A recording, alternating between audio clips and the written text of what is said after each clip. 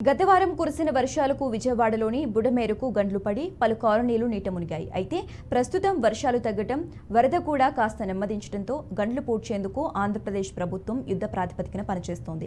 అయితే ప్రస్తుతం వర్షాలు తగ్గటం, వరద కూడా కాస్త నెమ్మదించడంతో గండ్లు పూడ్చేందుకు ఆంధ్రప్రదేశ్ ప్రభుత్వం యుద్ధ ప్రాతిపదికన పనిచేస్తోంది. ఇదే క్రమంలో సైన్యాన్ని కూడా బుడమేరు గండ్లు పూడ్చేందుకు రంగంలోకి దింపారు. దీంతో అవసరమైన అన్ని రకాల పరికరాలతో ఆర్మీ కార్యక్షేత్రానికి వచ్చింది. ఇప్పటికే జరుగుతున్న పనులకు ఆర్మీ తమ వంతు సహకారం అందిస్తోంది. గండ్లను పూడ్చడమే కాకుండా మరోసారి ఇలాంటి ప్రమాదాలు జరగకుండా చూస్తున్నారు. అలాగే ఇనుప చువ్వలతో తయారు చేసి పెద్ద రాళ్లు, ఇసుక బస్తాలతో వాటిని నింపి బుడమేరు గండ్లు పూడ్చేందుకు ప్లాన్ చేస్తున్నారు.